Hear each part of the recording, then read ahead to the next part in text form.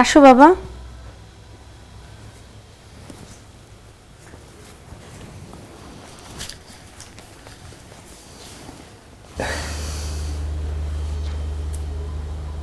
তোকে একটা কথা বলবো মা। তুমি কি বলবে সেটা তো আমি জানি। জানিসই যখন তখন কাজটা সেরে ফেললেই হয়। আমি তো আর দেরি করতে পারছি না মা। আচ্ছা, মির্জা কি কোনো... ওর কোনো দোষ নেই বাবা,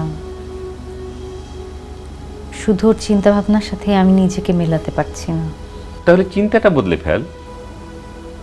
মাকে তো সারা জীবন দেখেছি বাবা, ওই মহিলার যন্ত্রণা তো কিছুতেই ভুলতে পারি না।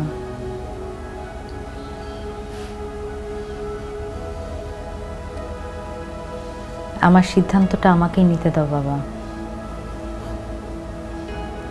তুমি তোমার ব্যবসা বাণিজ্য রাজনীতি নিয়েই থাকো।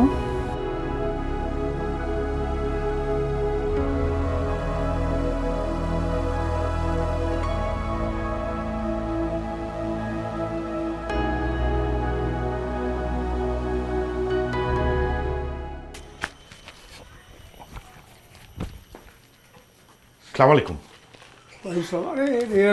আরে মির্জা সাহেব, বসেন বসেন বসেন বসেন।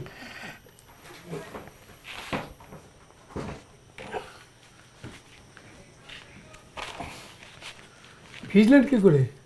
ওই যে প্রকৃতির আশীর্বাদ, প্রকৃতি এক পশলা আশীর্বাদ বর্ষণ করলো আমার উপরে। গাড়ি নিয়ে আসেননি? গাড়ি কেনার তো সামর্থ্য হয়নি, ওই ত্রিচক্রযান রিক্সাই সম্বল। তা হঠাৎ এদিকে? যাচ্ছিলাম এক বন্ধুর আস্তানায়, হঠাৎ বৃষ্টি থামিয়ে দিল, তাও আবার আপনার অফিসের সামনে। হাতে কি পাণ্ডুলিপি নাকি? অনেকদিন ধরেই তো চাইছিলেন, এই সুযোগে আপনি এটা পেতে পারেন।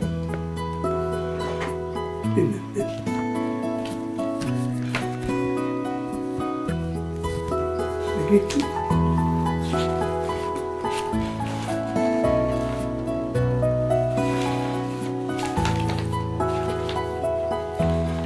ধরে নিন এটা আপনার সিলেক্টেড। ধন্যবাদ। কি খাবেন, চা না কফি?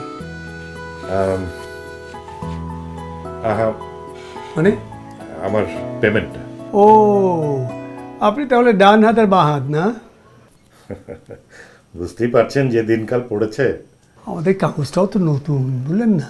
আমিও কিন্তু পুরনো লেখক না। আচ্ছা, সত্যি কি লেখাটা তো ভালো হয়েছে? নিশ্চয়ই নিজেই বলছেন? নিশ্চয়ই। রোগ আর স্বাস্থ্যের খবর নিজের চেয়ে ভালো আর কে জানে। পরের নজরের যাচাই আমি তো আক্কা করি না। ঠিক আছে, তাহলে টাকাটা কাল ইস্যু করবো, 11টার মধ্যে চলে আসবে। হুম, আমার সময় নেই, দিলে এক্ষুনি দেবেন, নইলে লেখাটা ফেরত দিন।